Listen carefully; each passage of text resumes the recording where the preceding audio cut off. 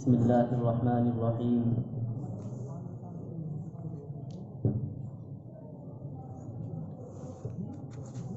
قال اللہ تبارک و تعالی فی کلامہ المجید: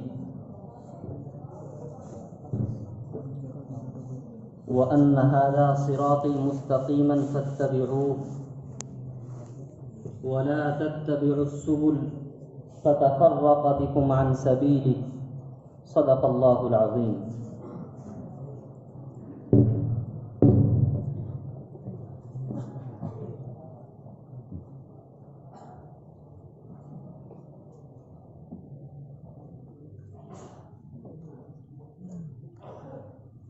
انجمن تقویت الاسلام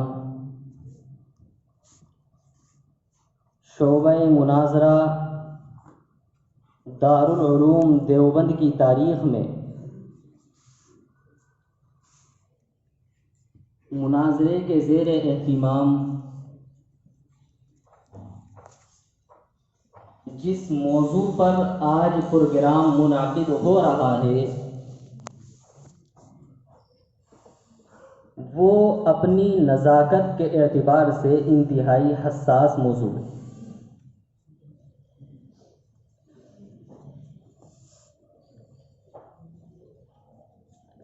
موضوع پر گفتگو کرنے سے پہلے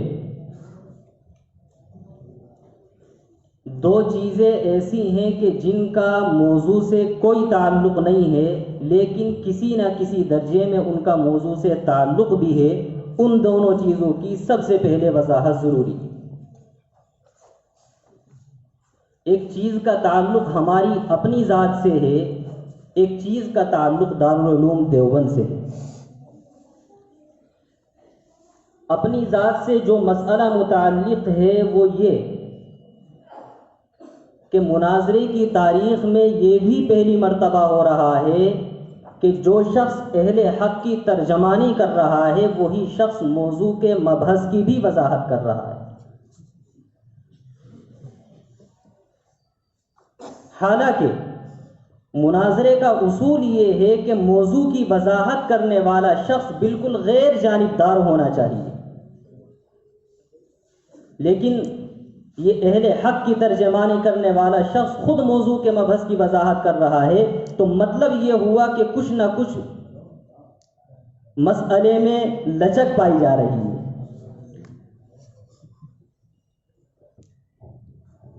لیکن بات دراصل یہ ہے کہ جب تک حقیقت حال سامنے نہیں ہوتی تو غلط فہمیاں بڑھتی ہیں۔ شعبہ مناظرے سے متعلق افراد یا وہ احباب کے جو دارالعلوم دیوبند میں مناظرے کی کارروائیوں سے کسی نہ کسی درجے میں دلچسپی رکھتے ہیں، ان کے علم میں یہ چیز یقینی طور پر ہوگی کہ شعبہ مناظرے کے اس پروگرام کے لیے اب سے تقریباً 1.5 مہینے پہلے ایک میٹنگ منعقد ہوئی تھی۔ اس میٹنگ میں جانبین کے ترجمان الگ متعین ہوئے تھے، اہل حق کے ترجمان اور تھے اور اہل باطل کے ترجمان اور تھے۔ آج کے اس مناظرے میں معاون مناظر ہونے کی حیثیت سے چند ساتھیوں کو ہم دارالحدیث میں بلوانا چاہتے تھے۔ اس کے لیے پرسوں ایک مجلس منعقد ہوئی اور میٹنگ طلب کی گئی جس میں شعبہ مناظرے سے متعلق تمام ساتھی موجود تھے۔ میٹنگ کی جب کارروائی شروع ہوئی تو اس بات کو پیش کیا گیا کہ بھائیوں، دارالحدیث میں بولنے کے لیے چند افراد کی ضرورت ہے، اس کے لیے آپ حضرات رائے دیں۔ تو ساتھیوں نے معلوم کیا کہ آپ کیا کریں گے، کہ ہم کچھ نہیں کریں گے، مبحث کی وضاحت کریں گے، بات ختم ہو جائے گی۔ اس وقت بعض ساتھیوں کا جملہ یہ تھا کہ ہم دھرنے پر بیٹھ جائیں گے۔ آج کل تو احتجاج کا معاملہ ہی بہت سخت ہو رہا ہے۔ ساتھیوں کے بالکل اس آخری وقت میں ان کا بہت زیادہ اصرار اور ان کی محبتیں یہ انکار سے مانے رہی، اور پھر یہ ہوا کہ پرسوں ہم لوگ ترجمانی کے لیے تیار ہو گئے۔ تو اتنی جلدی دارالحدیث کی ترجمانی کے لیے تیار ہو جانا اور پھر مناظرے کا ایک پرانا نظام ہے اس نظام کو جلدی سے بدل دینا یہ ناممکن سا ہو گیا تھا۔ چونکہ باتیں طے ہو چکی تھی کہ ترجمانی ان کو کرنی ہے، مبحث کی وضاحت ان کو کرنی ہے، تو جلدی سے کسی کو یہ کہنا کہ آپ مبحث کی وضاحت کر لیں یہ مشکل سا ہو رہا تھا، تو اس لیے مبحث کی وضاحت مجبوری میں اپنے آپ کرنی پڑ رہی ہے۔ تو مبحث کی وضاحت یہ ہمارا عمل اختیاری نہیں بلکہ اضطراری ہے۔ اور مبحث کی وضاحت کے لیے اس وقت جو آپ حضرات کے سامنے گفتگو ہے وہ بحیثیت ایک ترجمان نہیں، بحیثیت اہل حق کے نمائندے نہیں، بلکہ اس اعتبار سے کہ ایک مناظرہ چلانا ہے، اس مناظرے کو چلانے کے لیے جو جانبین کا موقف ہونا چاہیے اس موقف کو پیش کر دینا ہے۔ تو جانبین کا جو موقف ہے وہ موقف یہ ہے کہ مسلک دیوبند مسلک حق ہے، مسلک دیوبند مسلک حق ہے۔ ہم نے اس مناظرے کے عنوان کو دوسرے انداز سے یوں تعبیر کیا کہ کیا علماء دیوبند طائفہ منصورہ کے مصداق ہیں یا مصداق نہیں ہیں؟ اس چیز کے اوپر ہمارے بہت سے کرم فرما حضرات کو اعتراض ہوا کہ مسلک دیوبند جب الگ سے کوئی مسلک نہیں تو ان لوگوں نے پھر اس موضوع کو منتخب کیوں کیا ہے؟ حضرت قاری طیب صاحب نور اللہ مرقدہ نے اس بات کی وضاحت فرمائی ہے کہ دیوبند الگ سے کوئی مسلک نہیں۔ جب دیوبند الگ سے کوئی مسلک نہیں تو ان لوگوں نے عنوان میں مسلک دیوبند کا انتخاب کیوں کیا ہے؟ تو ہم کہنا اس پر یہ چاہتے ہیں کہ در حقیقت آپ نے اصول درایت کو نہیں پڑھا ہے۔ علماء دیوبند کا اور فقہا کا یہ طرہ امتیاز ہے کہ وہ متعارض چیزوں کے اندر تعارض کو دور کر دیتے ہیں، اور جن چیزوں میں تعارض نہیں ہوتا ان چیزوں کے اندر بھی اگر کسی کو تعارض نظر آتا ہو تو پھر اس کو کول چشمی تو کہا جا سکتا ہے، اس کو بصیرت مندی نہیں کہا جا سکتا۔ تو جن احباب کو اعتراض یہ ہوا کہ آپ نے مسلک دیوبند کا انتخاب کیا، جبکہ مسلک دیوبند کے ترجمان حضرت قاری طیب صاحب علیہ الرحمہ فرماتے ہیں کہ دیوبندیت کوئی مسلک نہیں، تو قاری صاحب کی بات میں اور آپ کے اس انتخاب میں تعارض محسوس ہوتا ہے۔ تو ہم کہنا یہ چاہتے ہیں کہ دراصل مسلک دیوبند کا جو انتخاب ہوا ہے یہ انتخاب متن کی حیثیت رکھتا ہے، اور اس متن کی جو ہم نے شرح کی ہے وہ یہ کی ہے کہ کیا دیوبندیت طائفہ منصورہ کا مصداق ہے یا مصداق نہیں ہے، کیا دیوبندیت اہل السنہ والجماعت کی مصداق جماعت ہے یا نہیں ہے۔ تو یہ دراصل ہم نے شرح کی ہے، اور اس سے آگے بڑھ کر کے ہم کہنا چاہتے ہیں کہ جس قاری طیب صاحب علیہ الرحمہ کے حوالے سے آپ بات پیش کرتے ہیں، قاری طیب صاحب علیہ الرحمہ نے خود ایک کتاب تصنیف فرمائی ہے۔ حضرت قاری صاحب علماء دیوبند کے حوالے سے لکھتے ہیں، علماء دیوبند کا دینی رخ اور مسلکی مزاج ہے، یہ قاری طیب صاحب علیہ الرحمہ کی تصنیف ہے۔ ہم پوچھنا یہ چاہتے ہیں جب قاری صاحب دیوبند کو خود مسلک قرار نہیں دیتے تو پھر مسلک کی دینی رخ کو کیوں بیان کر رہے ہیں؟ ارے کہنے کی بات یہ ہے قاری صاحب اگر منع کر رہے ہیں، کہنا یہ چاہتے ہیں دیوبندیت الگ سے کوئی مسلک نہیں ہے، اور جب مسلک کی بات کرتے ہیں قاری صاحب فرمانا یہ چاہتے ہیں کہ یہ جو مسلک ہے یہ طائفہ منصورہ والا ہی مسلک ہے، یہ مسلک اہل السنہ والجماعہ ہی کا مسلک ہے، یہ کسی اور کا مسلک نہیں ہے۔ بات قاری صاحب کی حد تک محفوظ نہیں رہتی ہے۔ ہم قاری صاحب کے بعد دیکھتے ہیں حضرت مفتی شفیع صاحب نور اللہ مرقدہ نے اپنی ایک کتاب کے اندر جو حضرت مفتی شفیع صاحب کی یہ تقریریں ہیں، ان تقریروں کے اندر مفتی صاحب فرماتے ہیں کہ لوگ دارالعلوم دیوبند کے مسلک کے بارے میں پوچھتے ہیں، میں یہ کہتا ہوں کہ یہ دیوبند کا مسلک انتہائی معتدل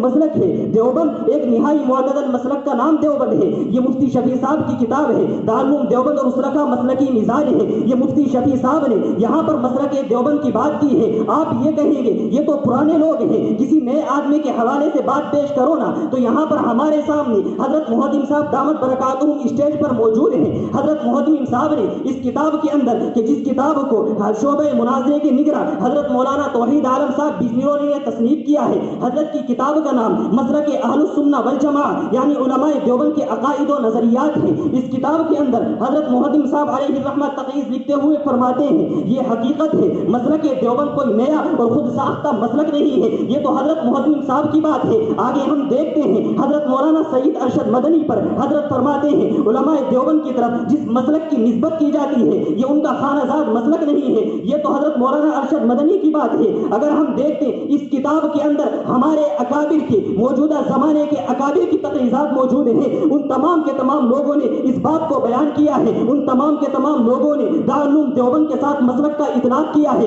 ہم کہنا یہ چاہتے ہیں کہ اگر ہمارے اکابر دارالعلوم کے ساتھ مسلک کا اطلاق کرے تمہیں کوئی پریشانی نہیں ہوتی، اور اگر شعبہ مناظرے کی منتظمہ مسلک کا انتخاب اس کے ساتھ کر دے تم کو پریشانی کیوں ہو جاتی ہے؟ ہم کہنا یہ چاہتے ہیں کہ دراصل آپ نے اصول درایت کو نہیں پڑھا ہے، اگر پڑھا ہوتا یہ تعارض سمجھ میں نہیں آتا. اگر کوئی آدمی یہ کہے آپ کے ذہن میں بات آ سکتی ہے نا, اس بات کی وضاحت کی ضرورت نہیں تھی. لیکن میرے دوستو, ہماری مجبوری یہ ہے کہ ہم شعبہ مناظرے کے اسٹیج سے بات کر رہے ہیں. مناظر کا جو کام ہوتا ہے وہ اعتراض پر خاموش ہو جانا نہیں ہوتا. مناظر کا کام اعتراض کا جواب دینا ہوتا ہے. اگر یہ اعتراض ہمارے فیس بک کی احباب نے کیا ہے, واٹس ایپ والے احباب نے کیا ہے, تو ہم اس اعتراض کا جواب دینا اپنا فریضہ سمجھتے. بات چل رہی ہے علماء دیوبند کے مسلک کی.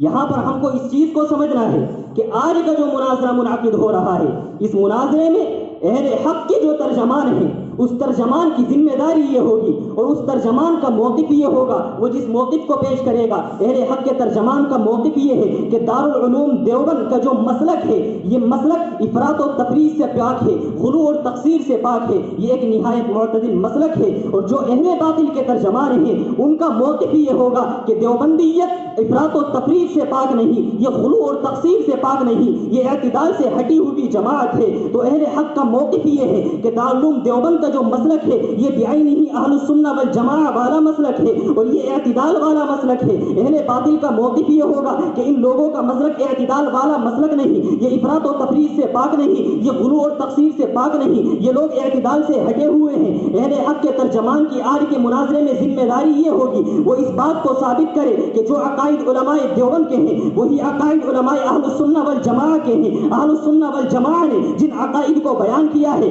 بعد کے زمانے میں اہل السنہ والجماعہ کی حقیقی تعبیر اس بر صغیر کے اندر علماء دیوبند نے بھی ان عقائد کو اختیار کیا ہے. علماء دیوبند کے عقائد کو اہل السنہ والجماعہ کے عقائد پر تطبیق دینا یہ دیوبندیت کے ترجمان کی ذمہ داری ہوگی. اگر دیوبندیت کا ترجمان اس چیز کے اندر کامیاب نہیں ہوتا ہے, وہ علماء دیوبند کے عقائد کو اہل السنہ والجماعہ کے عقائد پر منطبق نہیں کر پاتا ہے, تو پھر اس کی ترجمانی کا کوئی اعتبار نہیں ہے. اہل باطل کے ترجمان کی ذمہ داری ہوگی وہ اس بات کو ثابت کرے کہ اہل السنہ والجماعہ کا جو موقف ہے وہ علماء دیوبند کا موقف نہیں ہے. اہل باطل اگر اس چیز کو ثابت کر دیتے ہیں کہ علماء دیوبند کا جو موقف ہے وہ اہل السنہ والجماعہ کا موقف نہیں, تو اہل باطل اپنی اس ترجمانی کے اندر کامیاب ہوتے ہیں. ہم کہنا یہ چاہتے ہیں کہ اہل حق کے ترجمان کی ذمہ داری یہ ہوگی وہ علماء دیوبند کے عقائد کو اہل السنہ والجماعہ کے عقائد پر منطبق کرے. اہل باطل کے ترجمان کی ذمہ داری یہ ہوگی وہ علماء دیوبند کے مسلک کو اہل السنہ والجماعہ کے مسلک سے الگ دکھائے اور اس بات کو ثابت کرے کہ ان کا مسلک اعتدال والا نہیں, یہ افراط و تفریط سے پاک مسلک نہیں. آج کا جو ہمارا مناظرہ ہو رہا ہے وہ اسی بات پر ہو رہا ہے کہ علماء دیوبند کا جو مسلک ہے وہ در حقیقت اہل السنہ والجماعہ کا مسلک ہے, یہ الگ سے کوئی مسلک نہیں ہے. ذہن کے اندر ایک بات آتی ہے یہ اہل السنہ والجماعہ کون ہے, یہ علماء دیوبند کون ہیں, تو ہم بات کرتے ہیں امام الانبیاء سے لے کر کے آپ علیہ الصلوۃ والسلام دنیا میں تشریف لائے ہیں. آپ نے لوگوں کو دین کی دعوت دی ہے. نبی کی دعوت کو قبول کرنے والے اور نبی کی دعوت جن لوگوں کے سامنے پہنچی ہے وہ دو قسم کے لوگ تھے. ایک قسم کے لوگ تو وہ ہیں جنہوں نے نبی کی دعوت کو قبول کیا ہے, ایک قسم کے لوگ وہ ہیں جنہوں نے نبی کی دعوت کو قبول نہیں کیا ہے. جن لوگوں نے نبی کی دعوت کو قبول کیا ہے ان لوگوں کو امت اجابت کہا جاتا ہے. جن لوگوں نے نبی کی دعوت کو قبول نہیں کیا ہے ان لوگوں کو امت دعوت کہا جاتا ہے. امت اجابت کے اندر پہلا اختلاف عقائد کا ہوا ہے. عقائد کے اختلاف سے مسلک وجود میں آئے ہیں. اس بات کو سمجھیے گا کہ اختلاف اگر عقائد کا ہو مسلک وجود میں آتا ہے, اختلاف اگر مذاہب کا ہو مذہب وجود میں آتا ہے, اختلاف عقائد کا ہو مسلک وجود میں آتا ہے, اختلاف مسائل کا ہو تو مذہب وجود میں آتا ہے. امت میں سب سے پہلا اختلاف عقائد کا ہوا ہے. مسلک اہل السنہ والجماعہ وجود میں آیا ہے. مسلک اہل السنہ والجماعہ در حقیقت صحابہ والا مسلک ہے. اس مسلک سے جن لوگوں نے عقائد میں اختلاف کیا ہے وہ مسلک شیعہ بنا ہے, وہ مسلک جعفری بنا ہے, وہ معتزلہ بنے ہیں, وہ خوارج بنے ہیں. ان لوگوں کا مسلک الگ بنا ہے چونکہ عقائد میں انہوں نے اختلاف کیا ہے. اب اہل السنہ والجماعہ جب آگے چلے ہیں ان لوگوں میں مسائل میں اختلاف ہوا ہے. جب مسائل میں اختلاف ہوا ہے تو مذہب وجود میں آئے ہیں. تو مذہب ابو حنیفہ بنا ہے, مذہب شافعی بنا ہے, مذہب مالکی اور مذہب حنبلی بنا ہے. ہم کہنا یہ چاہتے ہیں کہ اختلاف اگر عقائد کا ہو مسلک وجود میں آتا ہے, اختلاف مسائل کا ہو مذہب وجود میں آتا ہے. علماء دیوبند اپنے عقائد کے اعتبار سے اہل السنہ والجماعہ ماتریدی ہیں. علماء دیوبند اپنے مسالک کے اپنے مسلک کے اعتبار سے حنفی ہیں. اب ہم کو یہاں پر سمجھنا یہ ہے کہ جس اہل السنہ والجماعہ کی ہم بات کر رہے ہیں یہ اہل السنہ والجماعہ کیا واقعی حق پرست جماعت ہے, یہ حق پرست جماعت رہی ہے. تم لوگ کیسے اس بات کو منتخب کرو گے کہ اللہ رب العزت نے اس جماعت کو حق قرار دیا ہے, ہم اللہ رب العزت کی عدالت میں جاتے ہیں, ہم قرآن کریم سے معلوم کرتے ہیں. قرآن کریم ذرا بتا تو صحیح کہ تو نے کیا معیار منتخب کیا ہے. اللہ رب العزت قرآن کریم میں ارشاد فرماتا ہے, قرآن کریم میں اللہ تعالیٰ نے ارشاد فرمایا لقد ارسلنا رسلنا بالبینات وانزلنا معهم الکتاب, کہ ہم نے دنیا کے اندر بینات کو بھیجا ہے, ہم نے دنیا کے اندر رسولوں کو بھیجا ہے اور ان کو ہم نے کتابیں دی ہیں. اللہ رب العزت بیان یہ فرمانا چاہتے ہیں کہ اگر دنیا کے اندر کوئی آدمی حق پر گامزن رہنا چاہتا ہے, اس کے لیے ضروری یہ ہے ایک تو اللہ کی کتاب کو پکڑے, دوسری یہ چیز ضروری ہے کہ اللہ کی کتاب کو جو لانے والا ہے اس کو لازم پکڑے. علماء کی زبان میں اس کو کہا جاتا ہے کہ دو چیزیں ضروری ہیں, ایک کتاب اللہ کا ہونا ضروری ہے, ایک رجال اللہ کا ہونا ضروری ہے. اگر کتاب اللہ کو لازم پکڑتا ہے, رجال اللہ کو چھوڑ دیتا ہے, اہل حق میں نہیں کہلائے گا. رجال اللہ کو لازم پکڑتا ہے, کتاب اللہ کو چھوڑ دیتا ہے, اہل حق میں شمار نہیں ہوگا. اب جب ہم کتاب اللہ اور رجال اللہ کو سامنے رکھ کر کے دنیا میں پائے جانے والے فرقوں کو دیکھتے ہیں, ہمیں نظر آتا ہے دنیا میں ایک فرقہ تو وہ تھا کہ جس نے کتاب اللہ کو لازم پکڑا ہے اور رجال اللہ یعنی صحابہ کرام کی اس نے توہین کی ہے. توہین نہیں کی ہے بلکہ ان کی تکفیر بھی کی ہے. اس تکفیر کی وجہ سے جو فرقہ وجود میں آیا ہے اس کو خوارج کا فرقہ کہا جاتا ہے. امت میں ایک طبقہ وہ ہے کہ جس نے رجال اللہ کو لازم پکڑا ہے اور ایسا لازم پکڑا ہے, ان کو انبیاء سے اعلیٰ بنا دیا ہے اور کتاب اللہ کو محرف قرار دیا ہے. یہ طبقہ رافضیت کا وجود میں آیا ہے. امت میں ایک طبقہ ایسا ہے جس نے کتاب اللہ کو بھی لازم پکڑا ہے, رجال اللہ کو بھی لازم پکڑا ہے, لیکن اس طبقے نے ایک بات کہی کہ زمانے کے اعتبار سے اصول دین میں تبدیلی کی جا سکتی ہے. اس طبقے کو روشن خیال طبقہ شمار کیا جاتا ہے. ان تینوں طبقوں کا مقابلہ کرنے والا ابتدا ہی سے ایک فرقہ ایسا تھا کہ جو افراط و تفریط سے پاک تھا, غلو اور تقصیر سے پاک تھا. وجعلناکم امۃ وسطا کی حقیقی تفسیر تھا. یہ فرقہ وہ تھا جس نے کتاب اللہ کو بھی لازم پکڑا ہے, رجال اللہ کو بھی لازم پکڑا ہے. اور اس فرقے نے کتاب اللہ اور رجال اللہ کو لازم پکڑنے کے ساتھ ساتھ دین اسلام کی تشریح اگر کی ہے تو کتاب اللہ اور رجال اللہ کی روشنی میں کی ہے. اس دین اسلام کی تشریح کرنے والے کو, دین اسلام کی تفسیر کرنے والا یہ جو فرقہ ہے, اس فرقے کو اہل السنہ والجماعہ کا فرقہ کہا جاتا ہے. اب سوال یہ پیدا ہوتا ہے, آپ نے اہل السنہ والجماعہ جس فرقے کی بات کی ہے, اس فرقے کا وجود کہاں سے ہوا ہے, اس فرقے کو یہ نام کس نے دیا ہے؟ ہم کہنا یہ چاہتے ہیں امام الانبیاء کی حدیث کو دیکھنا, اہل السنہ والجماعہ کسی اور نے نام نہیں دیا ہے, امام الانبیاء نے نام دیا ہے. اللہ کے رسول صلی اللہ علیہ وسلم نے 73 فرقوں کا تذکرہ کرتے ہوئے ارشاد فرمایا تھا, ان میں سے حق پرست طبقہ وہ ہوگا ما انا علیہ واصحابی, جو میرے اور میرے صحابہ کے طریقے پر چل رہا ہو. اس حدیث کے تحت علامہ ابن تیمیہ علیہ الرحمہ نے منہاج السنہ کی دوسری جلد کے اندر تحریر فرمایا ہے کہ ما سے اشارہ قوانین اور ضوابط کی طرف ہے, علیہ واصحابی سے اشارہ رجال اللہ کی طرف ہے. علامہ ابن تیمیہ اس حدیث کی تشریح میں کہنا یہ چاہتے ہیں کہ اللہ کے رسول صلی اللہ علیہ وسلم نے در حقیقت اہل السنہ والجماعہ کی طرف اشارہ کیا ہے جو کتاب اللہ کو بھی لازم پکڑنے والے ہیں, رجال اللہ کو بھی لازم پکڑنے والے ہیں. تو کتاب اللہ کو جس جماعت نے لازم پکڑا ہے اور رجال اللہ سے اس نے اس دین کو سمجھا ہے, اس طبقے کو اہل السنہ والجماعہ کہا جاتا ہے. وہی طبقہ فرقہ ناجیہ ہے, وہی طبقہ طائفہ منصورہ کہلانے کے لائق ہے. اور اس کے علاوہ وہ تمام طبقے کہ جنہوں نے کتاب اللہ کو تو لازم پکڑا لیکن رجال اللہ کو چھوڑا ہے, یا رجال اللہ کو لازم پکڑا کتاب اللہ کو چھوڑا ہے, یا دونوں کو لازم پکڑا لیکن زمانے کے اعتبار سے اصول دین میں اختلاف کی بات کی ہے, وہ تمام کے تمام طبقے, وہ تمام کے تمام فرقے فرقہ ناجیہ سے دور اور طائفہ منصورہ سے دور ہیں. اگر طائفہ منصورہ کہلانے کا کوئی فرقہ حقدار ہے وہ اہل السنہ والجماعہ کا فرقہ ہے, کوئی دوسرا فرقہ اس چیز کا حق نہیں رکھتا. اب یہاں پر ایک سوال ہوتا ہے, اہل السنہ والجماعہ کی بات تو ہو گئی, ہندوستان میں آئیے گا, ہندوستان کے اندر اہل السنہ والجماعہ کی حقیقی تشریح کون ہے؟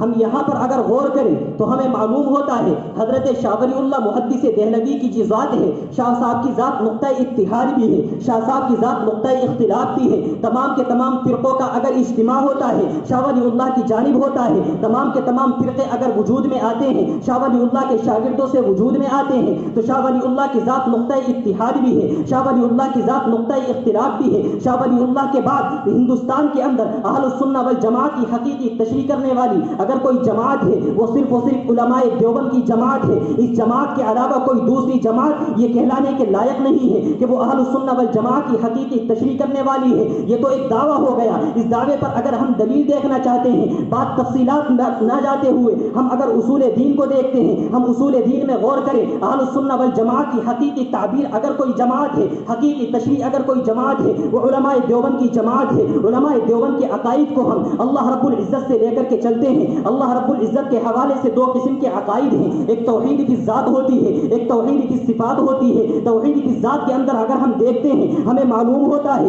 امت میں ایک طبقہ ایسا پایا جاتا ہے جس نے اللہ رب العزت کے حوالے سے ہر کی جانے والی چیز کو شرک قرار دے دیا ہے۔ امت میں ایک طبقہ ایسا وجود میں آتا ہے جس نے بزرگوں کی تعظیم کی ہے اور اس تعظیم کے اندر اس نے شرک کا ارتکاب کیا ہے۔ پہلے فرقے کو غیر مقلدیت کا نام دیا جاتا ہے، دوسرے فرقے کو بریلویت کا نام دیا جاتا ہے۔ توحید کی ذات میں اگر اعتدال کی راہ قائم کی ہے علماء دیوبند نے، انہوں نے اس بات کو ثابت کیا ہے اللہ رب العزت کے حوالے سے ہر عمل کو شرک بھی نہیں کیا جا سکتا ہے، اور اگر بزرگوں کی تعظیم کی جائے تو بزرگوں کی تعظیم اعتدال میں کی جائے، ان کی اس حد تعظیم نہ کی جائے کہ ان کو جبرائیل امین سے اور ان کو اسرائیل سے بڑھا دیا جائے اور اسرائیل سے روح چھیننے والا ان کو گردانا جائے۔ کہنا یہ چاہتے ہیں علماء دیوبند نے یہاں پر اعتدال کا راستہ قائم کیا ہے۔ جب ہم توحید کی صفات کو دیکھتے ہیں، توحید کی صفات میں ہندوستان کے اندر ایک ایسی جماعت وجود میں آتی ہے کہ جس نے اللہ رب العزت کے اندر انسانوں کی صفات کو ثابت کیا ہے۔ ایک جماعت ایسی وجود میں آتی ہے جس نے اللہ تعالیٰ کی صفات کو انسانوں میں ثابت کیا ہے۔ پہلی جماعت کو غیر مقلدیت کہا جاتا ہے،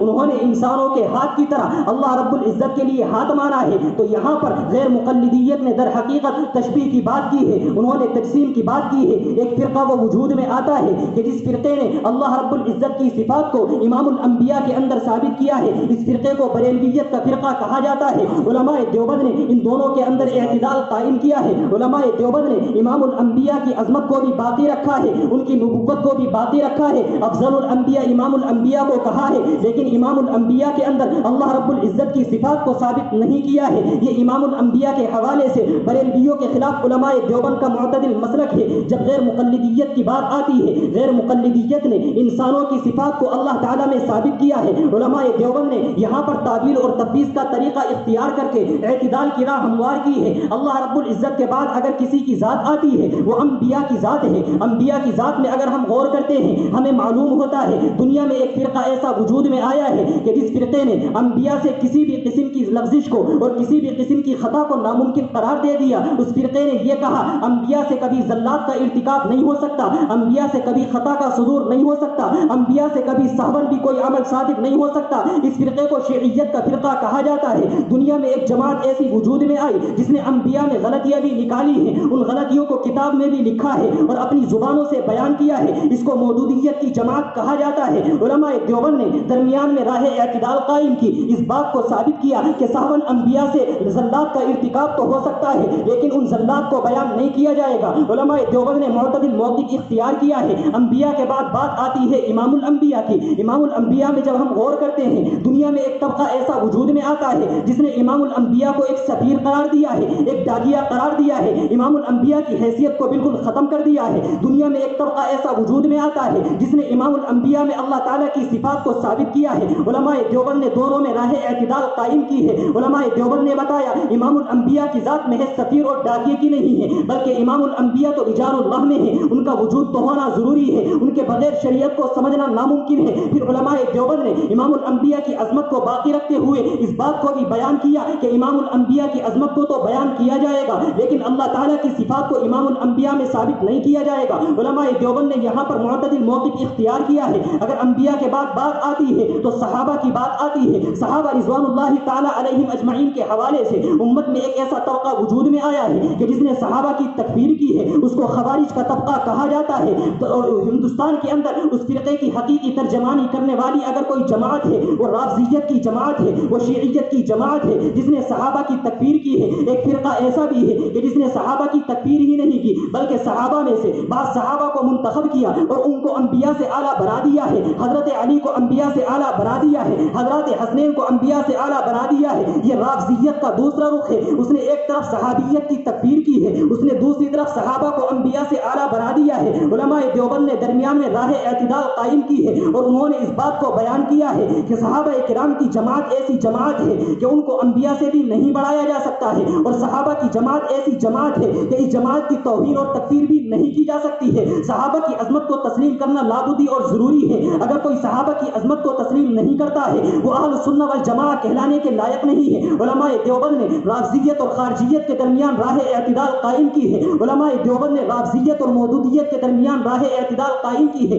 اگر صحابہ کے بعد کسی چیز کا وجود ہوتا ہے، بلکہ اگر ہم یوں کہیں کہ صحابہ سے جو چیز ہم تک پہنچی ہے، امام الانبیاء کے پاس وہ چیز آئی ہے، امام الانبیاء نے وہ چیز صحابہ کو دی ہے، صحابہ نے وہ چیز امت کو دی ہے، وہ قرآن کریم ہے. قرآن کریم کے حوالے سے امت میں ایک طبقہ ایسا پایا جاتا ہے جو قرآن کریم کی تفسیر کرنے کا ہر ایک آدمی کو اختیار دیا جاتا ہے. اس فرقے کو مودودیت کا نام دیا جاتا ہے. امت میں ایک طبقہ ایسا ہے کہ جس نے قرآن کریم کی تفسیر کرنے کی تو بہت دور کی بات ہے، قرآن کریم کو تحریف شدہ اور محرف قرار دیا ہے. تو ایک طبقے نے افراد سے کام لیا ہے، دوسرے طبقے نے تفریق سے کام لیا ہے. علماء دیوبند نے اس سلسلے میں راہ اعتدال قائم کرتے ہوئے کہا کہ قرآن کریم کو محرف بھی نہیں کہا جا سکتا ہے. قرآن کریم محرف نہیں ہے. انا نحن نزلنا الذکر وانا له لحافظون کی روشنی میں قرآن کریم کو غیر محرف کہا جائے گا. اور قرآن کریم کی تفسیر کا ہر ایک آدمی کو اختیار نہیں دیا جا سکتا، بلکہ اس کے لیے چند شرائط ضروری ہیں. علماء دیوبند نے قرآن کریم کے حوالے سے راہ اعتدال قائم کی ہے. اگر قرآن کریم کے بعد امت میں کوئی طبقہ وجود میں آتا ہے جو طبقہ صحابہ کے زمانے میں بھی تھا، وہ صوفیہ کا طبقہ ہے. صوفیہ کے طبقے کے حوالے سے امت میں ایک فرقہ ایسا وجود میں آتا ہے جو صوفیہ کی تکفیر کرتا ہے، صوفیہ کو زندیق قرار دیتا ہے. امت میں ایک طبقہ ایسا وجود میں آتا ہے جو صوفیہ کی تکفیر کرنے کے ساتھ ساتھ ان کو گمراہ قرار دیتا ہے. اس طبقے کو غیر مقلدیت کا نام دیا جاتا ہے. امت میں ایک طبقہ ایسا وجود میں آتا ہے جو صوفیہ کی اتنی عظمت کرتا ہے اس کو اللہ رب العزت کے مقام تک پہنچا دیتا ہے. علماء دیوبند نے درمیان میں راہ اعتدال قائم کی ہے. انہوں نے یہ کہا صوفیہ کی توہین بھی نہیں کی جائے گی، صوفیہ کو اللہ رب العزت کے مقام تک بھی نہیں پہنچایا جائے گا، بلکہ وہ انسان ہیں، ان سے غلطیاں بھی ہوں گی، ان سے گناہ بھی ہوں گے. اعتدال کے قائم کرنے والی اگر کوئی جماعت ہے، علماء دیوبند کی جماعت ہے. یہ تو تصوف کی بات ہے. جب ہم بات فقہ کی لیتے ہیں تو فقہ کے حوالے سے ہم امت میں ایک ایسا طبقہ دیکھتے ہیں جو فقہ کا انکار کرتا ہے، اس کو منکرین حدیث کہا جاتا ہے. امت میں ایک طبقہ ایسا ہے جو فقہ کو تو مانتا ہے لیکن ہر ایک آدمی کو ہر طریقے کے مسئلے پر عمل کرنے کی اجازت دیتا ہے، اس کو غیر مقلدیت کہا جاتا ہے. علماء دیوبند نے راہ اعتدال قائم کی ہے. انہوں نے اس بات کو ثابت کیا فقہ کا انکار بھی نہیں کیا جا سکتا، لیکن فقہ کو مان کر کے ہر مسئلے پر عمل بھی نہیں کیا جا سکتا، بلکہ تقلید معین کا ہونا ضروری ہے. اعتدال کی راہ قائم کرنے والے فقہ کے حوالے سے علماء دیوبند ہیں. فقہ کے بعد اگر بات آتی ہے یا فقہ کے ساتھ ساتھ اگر کوئی بات آتی ہے، علم کلام کی بات آتی ہے، علم کلام کے حوالے سے اہل سنت والجماعت کے زمانے میں دو طبقے وجود میں آئے ہیں. ایک طبقے نے یہ کہا صرف اور صرف نصوص شرعیہ کو مانا جائے گا، صرف اور صرف نقول کو مانا جائے گا اور عقل کو کل عدم قرار دیا جائے گا. جس فرقے نے اس بات کو کہا کہ صرف اور صرف نقول کو مانا جائے گا، عقل کو کل عدم قرار دیا جائے گا، اس فرقے کو ظاہریہ کی جماعت کہا جاتا ہے. جس فرقے نے یہ کہا کہ ہر چیز کو عقل کے معیار پر پرکھا جائے گا، اس کو معتزلہ کی جماعت کہا جاتا ہے. اہل سنت والجماعت نے راہ اعتدال قائم کرتے ہوئے کہا تھا کہ عقل کو کل عدم بھی قرار نہیں دیا جا سکتا. عقل جو ہے اس کی حیثیت ایک خادم کی ہے، عقل نقل کی خدمت کیا کرتی ہے. عقل کو کل عدم بھی قرار نہیں دیا جا سکتا ہے اور سب کچھ عقل کو بھی قرار نہیں دیا جا سکتا ہے. اسی مسئلے کو در حقیقت اسی مسلک کی صحیح ترجمانی کرنے والے علماء دیوبند ہیں کہ جنہوں نے عقائد کے حوالے سے سر سید احمد خان کے ماننے والے فرقہ نیچریت کے مقابل اس بات کو ثابت کیا. سر سید کے ماننے والوں نے کہا تھا کہ ہر چیز کو عقل کے معیار پر پرکھا جائے گا. علماء دیوبند نے ان کی تردید کی اور یہ کہا کہ عقل کے معیار پر ہر چیز کو پرکھا نہیں جائے گا، نقل عقل سے مقدم ہوا کرتی ہے. جہاں عقل کا معارضہ نقل سے ہوگا عقل کو چھوڑ دیا جائے گا. تو فرقہ نیچریت نے ہر چیز عقل کو قرار دیا تھا. علماء دیوبند نے ان کا مقابلہ کر کے کہا کہ نقل کو لازم سمجھا جائے گا. ہندوستان میں ایک دوسری جماعت ایسی بھی ہے کہ جس نے اس بات کو لازم سمجھا کہ صرف اور صرف اصول روایت کو دیکھا جائے گا، اصول درایت کو چھوڑ دیا جائے گا، اس کو غیر مقلدیت کی جماعت کہا جاتا ہے. تو فرقہ نیچریت اور غیر مقلدیت کے درمیان راہ اعتدال قائم کرنے والی اگر کوئی جماعت ہے وہ علماء دیوبند کی جماعت ہے کہ جس نے عقل کو خادم کی حیثیت سے مانا ہے، حاکم کی حیثیت سے نہیں مانا. ہم کہنا یہ چاہتے ہیں کہ اگر اصول دین کو لوگے علماء دیوبند اہل السنہ والجماعت کے اصول دین میں بھی مطابق ہیں، اصول دین میں بھی موافق ہیں. اور اگر دین کے جزئیات میں دیکھو گے، فروعیات میں دیکھو گے تو وہاں پر بھی علماء دیوبند اہل السنہ والجماعت کے بالکل موافق ہیں. دو جزئیے پیش کر کے اپنی بات آگے بڑھاتے ہیں. اگر ہم جزئیات کو دیکھیں ہمیں معلوم ہوتا ہے ہندوستان میں ایک طبقہ ایسا بھی ہے جو اللہ کے رسول صلی اللہ علیہ وسلم کو ہر جگہ موجود مانتا ہے، ہر جگہ حاضر و ناظر مانتا ہے. اس طبقے کو بریلویت کا طبقہ کہا جاتا ہے. ہندوستان ہندوستان میں ایک دوسرا طبقہ ایسا ہے جو اللہ کے رسول کو ہر جگہ حاضر و نہ ماننا تو بہت دور کی بات ہے، وہ امام الانبیاء کے وجود کو قبر مبارک میں بھی زندہ تسلیم نہیں کرتا ہے، اس فرقے کو غیر مقلدیت کہا جاتا ہے۔ علماء دیوبند نے راہ اعتدال قائم کرتے ہوئے کہا اللہ کے رسول کو ہر جگہ موجود بھی نہیں مانا جائے گا اور قبر مبارک میں اللہ کے رسول کو مردہ بھی نہیں کہا جائے گا۔ امام الانبیاء اپنی قبر مبارک میں زندہ ہے، غیر مقلدیت کی تردید کی ہے۔ اللہ کے رسول صلی اللہ علیہ وسلم ہر جگہ موجود رہی ہے، بریلویت کی تردید کی ہے۔ اگر ہم جزئیات میں دیکھیں، امت میں ایک ایسا طبقہ نظر آتا ہے جس نے ایک ہاتھ سے مسافہ کرنے کی بات کی ہے، علماء دیوبند نے اس طبقے کو غیر مقلدیت کا نام دیا ہے۔ امت میں ایک ایسا طبقہ ملتا ہے جو دونوں ہاتھوں سے مسافہ بھی کرتا ہے اور پھر چومنے چاٹنے تک پہنچ جاتا ہے، اس کو بریلویت کا طبقہ کہا جاتا ہے۔ درمیان میں راہ اعتدال قائم کرنے والے علماء دیوبند ہیں، انہوں نے یہ کہا کہ ایک ہاتھ سے مسافہ نہیں، دونوں ہاتھوں سے مسافہ کیا جائے گا اور مسافے کے بعد چومنا چاٹنا لازم قرار نہیں دیا جائے گا۔ یہ راہ اعتدال قائم کرنے والے علماء دیوبند ہیں۔ امت میں ایک ایسا طبقہ ہے جس نے قبر پر جانے کو بالکل ممنوع قرار دیا ہے، اس کو غیر مقلدیت کہا جاتا ہے۔ امت میں ایک ایسا طبقہ ہے جو قبر پر بھی لے کر کے گیا ہے اور سجدہ کرنے کو لازم کر دیا ہے، اس کو بریلویت کہا جاتا ہے۔ علماء دیوبند نے راہ اعتدال قائم کرتے ہوئے کہا کہ قبر پر جانے کو منع بھی نہیں کیا جائے گا، غیر مقلدیت کی تردید کی ہے، قبر پر جا کر کے سجدہ بھی نہیں کیا جائے گا، فاتحہ پڑھ کے واپس آیا جائے گا، بریلویت کی تردید کی ہے۔ تو راہ اعتدال قائم کرنے والے علماء دیوبند ہیں۔ ہم کہنا یہ چاہتے ہیں کہ اگر اصول دین کو لوگے، اصول دین کو دیکھو گے تو راہ اعتدال قائم کرنے والے ہندوستان میں صرف و صرف علماء دیوبند ہیں۔ فروع دین کو دیکھو گے تو راہ اعتدال قائم کرنے والے صرف و صرف علماء دیوبند ہیں۔ اس لیے ہم انتہائی بصیرت کے ساتھ اور چڑھتے سورج کی طرح ہم کو یقین ہے اور ہم انتہائی بصیرت کے ساتھ کہنا چاہتے ہیں کہ اہل سنت والجماعت کی اگر کوئی حقیقی مصداق جماعت ہے وہ صرف و صرف علماء دیوبند کی جماعت ہے۔ علماء دیوبند کے علاوہ کوئی دوسری جماعت اہل حق کی اور طائفہ منصورہ کہلانے کے لائق نہیں ہو سکتی۔ یہاں پر رک کر کے ایک بات اور دفع دخل مقدر کے طور پر ہم جو یہ بات کہہ رہے ہیں کہ علماء دیوبند کی جماعت ہی اہل سنت والجماعت کی جماعت ہے، یہ اس بر صغیر کے اندر، ہندوستان کے اندر مودودیوں، غیر مقلد، بریلوی، شیعہ، قادیانی، ان سب کو سامنے رکھ کر کے کہہ رہے ہیں۔ ورنہ کہنے کا مطلب یہ نہیں ہے کہ دنیا کے دیگر ممالک کے اندر کوئی طائفہ منصورہ نہیں پایا جاتا۔ در حقیقت ہے کیا چیز کہ امت اجابت جو تھی، اس امت اجابت کی سب سے پہلی شاخ اہل سنت والجماعت ہے۔ اہل سنت والجماعت سے 4 نہریں نکلی ہیں، ایک حنفیت، شافعیت، مالکیت اور حنبلیت کی۔ حنفیت سے جو نہریں نکلی ہیں ان نہروں کے اندر اگر نام آتا ہے تو علماء دیوبند کا، علماء دیوبند کا تعلق براہ راست حنفیت سے ہے، اہل سنت والجماعت سے ہے، پھر امام الانبیاء کی ذات سے ہے۔ تو در حقیقت علماء دیوبند کی جو جماعت ہے یہ اہل سنت والجماعت ہی کی جماعت ہے، الگ سے کوئی جماعت نہیں ہے۔ کیوں؟ اس لیے کہ اگر ہم اہل سنت والجماعت کو دیکھتے ہیں، اہل سنت والجماعت کے اندر 7 چیزیں پائی جاتی ہیں جن 7 چیزوں کو اہل سنت والجماعت کی بنیاد قرار دیا جا سکتا ہے۔ وہ 7 کی 7 چیزیں علماء دیوبند نے اپنے اندر لی ہیں۔ وہ 7 چیزیں کیا ہیں؟ اہل سنت والجماعت نے قرآن و حدیث سے، اجماع اور قیاس سے استدلال کرنے کو لازم پکڑا ہے، اس کو ادلہ شرعیہ کہا جاتا ہے۔ علماء دیوبند نے علم شریعت کو اپنے مسلک کا جز بنایا ہے۔ آدمی قرآن و حدیث، اجماع اور قیاس پر عمل کرتا ہے، ضروری یہ ہے کہ کسی مسلک کی روشنی میں عمل کرے،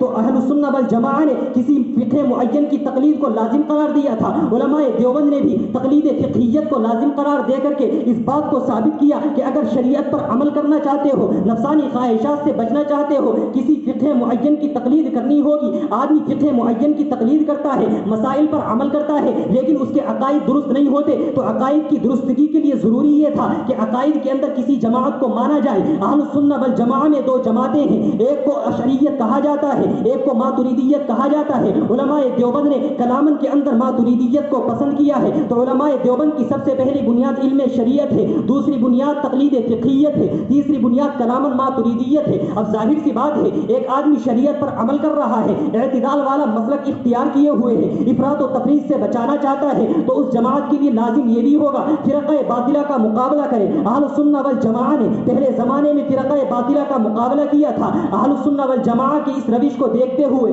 علماء دیوبند نے بھی فرقہ باطلہ کا مقابلہ کیا ہے اور دفاع زیغ و ضلالت کو اپنے مسلک کی بنیاد قرار دیا ہے۔ اب ظاہر سی بات ہے، ایک آدمی کسی مسلک پر عمل کر رہا ہے، فرقہ باطلہ کا مقابلہ کر رہا ہے، ضروری یہ ہے کہ جس طریقے سے اس کا ظاہر صاف ہے اس کا باطن بھی صاف ہونا چاہیے، تو ضروری یہ ہے کہ کسی سلوک کی طرف اس کی نسبت ہو۔ علماء دیوبند نے اہل سنت والجماعہ کی طرح پیروی طریقت کو بھی لازم قرار دیا ہے۔ جس مسلک کی یہ شان ہو کہ وہ ہر جہت سے گناہوں سے محفوظ بھی ہے، وہ ہر جہت سے غلطیوں سے محفوظ بھی ہے، وہ مسلک ایسا ہے کہ ظاہر کے اعتبار سے دیکھو گے وہ مسلک تب بھی مضبوط ہے، باطن کے اعتبار سے دیکھو گے وہ مسلک تب بھی مضبوط ہے، تو وہ مسلک اجتماعیت کی شان رکھتا ہوگا، اس مسلک کے اندر لوگوں کا زیادہ اتفاق ہوگا۔ تو اس اتفاق کو دیکھتے ہوئے، اس اجتماعیت کی شان کو دیکھتے ہوئے علماء دیوبند نے جامعیت اور اجتماعیت کو اپنا مسلک کا بنیادی جز قرار دیا ہے۔ ایک آدمی مسلک پر عمل کرتا ہے، اس کے سامنے کوئی نمونہ ہونا چاہیے۔ علماء دیوبند نے اہل سنت والجماعہ کی طرح اتباع سنت کو لازم قرار دیا ہے۔ تو اہل سنت والجماعہ کی 7 بنیادیں ہیں۔ پہلی بنیاد علم شریعت ہے، دوسری بنیاد تقلید فقہیت ہے، تیسری بنیاد کلام الماتریدیت ہے، چوتھی بنیاد دفاع زیغ و ضلالت ہے، پانچویں بنیاد پیروی طریقت ہے، چھٹی بنیاد اجتماعیت ہے، جامعیت اور اجتماعیت ہے، اور 7ویں بنیاد اتباع سنت ہے۔ یہ تمام کی تمام بنیادیں جو اہل سنت والجماعہ میں پائی جاتی ہیں، یہ در حقیقت علماء دیوبند کے اندر بنیادیں پائی جاتی ہیں۔ تو علماء دیوبند اگر مسلک ہے، علماء دیوبند اگر کسی مسلک کا نام ہے، وہ مسلک کیا ہے کہ اتباع شریعت ہو، پیروی طریقت ہو، کلام ماتریدیت ہو، فقہ حنفیت ہو، دفاع زیغ و ضلالت ہو، جامعیت و اجتماعیت ہو، اتباع سنت ہو۔ اگر مسلک پہچاننا چاہتا ہے کوئی علماء دیوبند کا، تو ان 7 بنیادوں پر علماء دیوبند کا مسلک پہچانے۔ یہ تو علماء دیوبند کے مسلک کی بات ہے۔ کوئی آدمی اگر آپ سے معلوم یہ کرے کہ دیوبندی کس کو کہا جاتا ہے، ہم کہنا یہ چاہتے ہیں کہ اگر دیوبندی کو پہچاننا چاہتے ہو، دیوبندی اپنے دین کے اعتبار سے مسلمان ہوتا ہے، فرقے کے اعتبار سے اہل سنت والجماعہ ہوتا ہے، مسلک کے اعتبار سے حنفی ہوتا ہے، مشرب کے اعتبار سے صوفی ہوتا ہے، کلام کے اعتبار سے ماتریدی ہوتا ہے،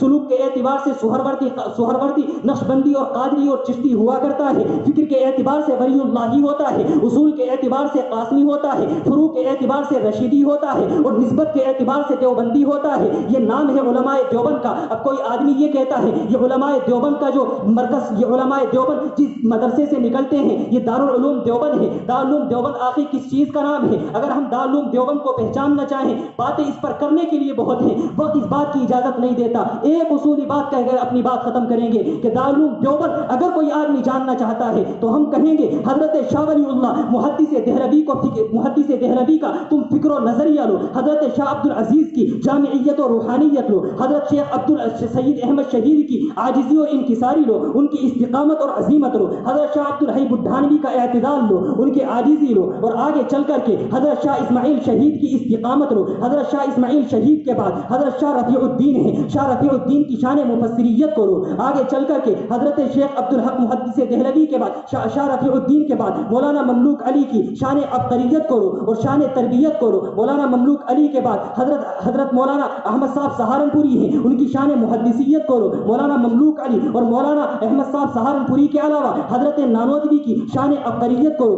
حضرت گنگوہی کی شان فقاہت کو لو، حضرت مولانا خلیل احمد صاحب سہارنپوری کی شان محدثیت کو لو، علامہ کشمیری کے علم کو لو، حضرت قاری طیب صاحب کی خطابت کو لو، حضرت حکیم الامت حضرت مولانا اشرف علی تھانوی کی حکمت کو لو، اور ان کے علاوہ علامہ کشمیری کے علم کو بھی اس میں ملا لو۔ حضرت شیخ زکریا علیہ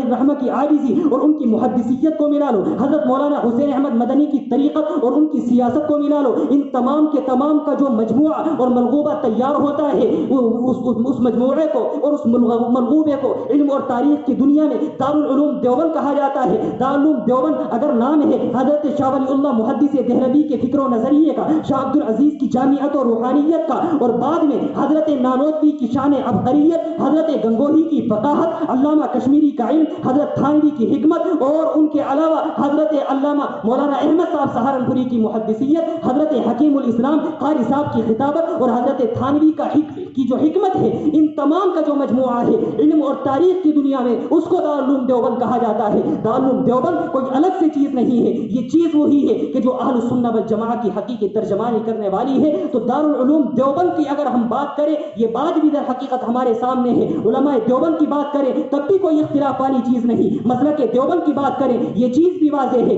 ہم تو حضرت مولانا ریاست علی نور اللہ مرقدہ کی زبان میں کہنا چاہتے ہیں کہ جو علم کا قافلہ مدینہ منورہ سے چلا تھا، دارالعلوم دیوبند کے اندر اس علم کے قافلے نے در حقیقت ہندوستان کے اندر علم و عرفا کو پھیلایا ہے. حضرت عطا اللہ شاہ بخاری نور اللہ مرقدہ سے کسی نے معلوم کیا تھا، حضرت جی ذرا یہ تو بتائیں دارالعلوم دیوبند کیا ہے، علماء دیوبند کیا ہے. حضرت عطا اللہ شاہ بخاری بڑی عجیب و غریب بات فرمایا کرتے تھے.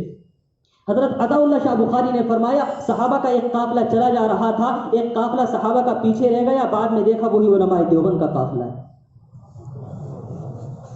در حقیقت ہم کہنا یہ چاہتے ہیں کہ اہل السنہ والجماعہ کی جو فکر چلی ہے وہی فکر اہل السنہ والجماعہ کی وہی فکر علماء دیوبند بیان کرتے ہیں. علماء دیوبند الگ سے کوئی فکر لے کر کے نہیں آئے ہیں، اور ہم اس فکر کو سامنے رکھ کر کے یہ کہنا چاہتے ہیں، یہ میری آخری بات ہے، اس فکر کو سامنے رکھ کر کے ہم یہ کہنا چاہتے ہیں کہ اللہ کے رسول صلی اللہ علیہ وسلم سے جو سلسلہ چلا ہے وہ سلسلہ ہم اکابر علماء دیوبند کو سامنے رکھ کر کے دیکھیں. دارالعلوم دیوبند کے بانی حضرت مولانا قاسم صاحب نانوتوی کو سامنے رکھتے ہیں. مولانا قاسم صاحب نانوتوی کے علم کو دیکھیں. حضرت مولانا قاسم صاحب نانوتوی نے علم حاصل کیا تھا شاہ عبد الغنی سے، شاہ عبد الغنی نے شاہ اسحاق سے، شاہ اسحاق نے شاہ عبد العزیز سے، شاہ عبد العزیز نے شاہ ولی اللہ سے، انہوں نے مدینے کے ایک عالم شیخ ابو طاہر مدنی سے، انہوں نے اپنے والد شیخ ابراہیم کرتی سے، انہوں نے شیخ احمد قشاسی سے، انہوں نے شیخ ابو الوہاب احمد بن عبد القدوس شرابی سے، انہوں نے شیخ شمس الدین محمد بن احمد رملی سے، انہوں نے شیخ الاسلام ابو یحییٰ احمد زکریا اسقلانی سے، انہوں نے شیخ سراج الدین حسین بن مبارک حنبلی زبیدی سے، انہوں نے شیخ ابو الوقت عبد الاول بن عیسیٰ بن شعیب سنجری حربی سے، انہوں نے شیخ ابو الحسن بن مظفر بن محمد بن داؤدی سے، انہوں نے شیخ ابو عبداللہ سے، انہوں نے محمد بن مطر بن صالح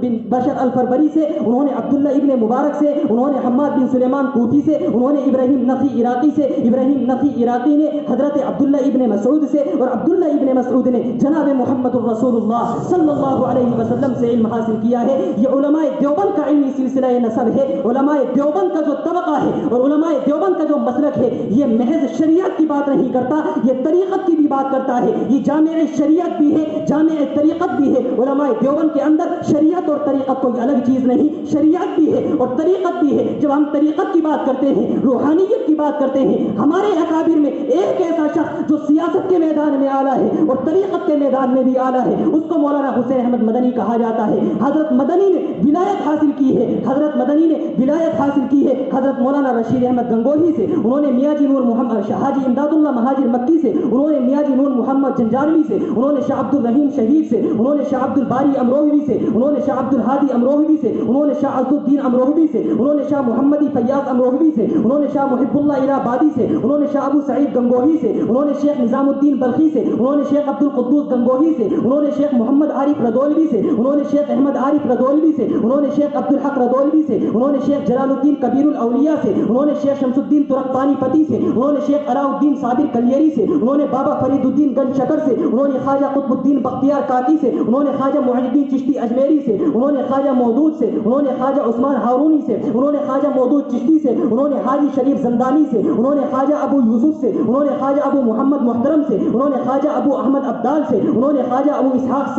شامی سے، انہوں نے خواجہ ممشاد علی دینابری سے، انہوں نے شیخ حذیفہ مرعشی سے، انہوں نے شیخ حذیفہ مرعشی نے حضرت فضیل ابن عیاض سے، حضرت فضیل ابن عیاض نے خواجہ عبد الواحد ابن زید سے، خواجہ عبد الواحد ابن زید نے حضرت حسن بصری سے، اور حضرت حسن بصری نے حضرت علی المرتضی رضی اللہ تعالی عنہ سے، اور انہوں نے جناب محمد الرسول اللہ صلی اللہ علیہ وسلم سے ولایت کو حاصل کیا ہے. ہم اس بات کو ثابت کرنا چاہتے ہیں کہ اگر شریعت کا سلسلہ دیکھو تب بھی رسول اللہ تک پہنچتا ہے، طریقت کا سلسلہ دیکھو تب بھی رسول اللہ تک پہنچتا ہے. لیکن آج کے دور میں علماء دیوبند کے حوالے سے غلط فہمیوں کو پھیلایا جا رہا ہے کہ یہ مسلک حق نہیں اور یہ صحیح مسلک نہیں. اس مسلک کے حق کے حوالے سے جو غلط فہمیاں پیش کی جا رہی ہیں، دوران مناظرہ ایک سوال قائم کر کے اس کا جواب ابھی نہیں، دوران مناظرہ اس کا جواب آئے گا. لوگ کہتے ہیں کہ دیوبندیت میں اختلاف ہے، دیوبندیت متعین نہیں ہوئی ہے، دارالعلوم کے اساتذہ میں اختلاف ہے، دارالعلوم کے اکابر میں اختلاف ہے. جب دیوبندیت متعین نہیں تو یہ کیسے مسلک کہلانے کے لائق ہے؟ ہم انشاءاللہ آج کے مناظرے میں اللہ رب العزت کی توفیق سے اس بات کو ثابت کریں گے کہ دیوبندیت کے اندر کوئی اختلاف نہیں ہے، اور دارالعلوم کے اساتذہ کا جو اختلاف ہے وہ دیوبندیت کا اختلاف نہیں ہے، بلکہ اگر بعض احباب چلے جائیں تو ان کے ذہنوں کو صاف کرنے کے لیے ہم کہتے ہیں کہ دیوبندیت جو ہے یہ مسلک کا نام ہے، نظریات کا نام ہے، اصول اور نظریات متعین ہے. کسی جزوی مسئلے کی تطبیق میں اختلاف ہوتا ہے، احناف کے اصول متعین ہے، کسی مسئلے کی تطبیق میں اختلاف ہوتا ہے تو اس کو حنفیت میں اختلاف نہیں کہا جا سکتا۔ اسی طریقے سے دیوبندیت کے اصول متعین ہے، کسی جزوی مسئلے کے تطبیق میں اگر اختلاف ہو اس کو دیوبندیت کا اختلاف نہیں کہا جا سکتا ہے۔ بقیہ جو چیزیں ہیں انشاءاللہ دوران مناظرہ جانبین کے ترجمان ہمارے سامنے پیش کریں گے۔ اللہ تعالیٰ مجھے بھی اور آپ کو بھی کہنے سننے سے زیادہ باتوں کو سمجھنے کی اور مسلک حق علماء دیوبند کی حقیقی ترجمانی کرنے کی توفیق مرحمت فرمائے۔ آمین۔ وآخر دعوانا الحمدللہ رب العالمین۔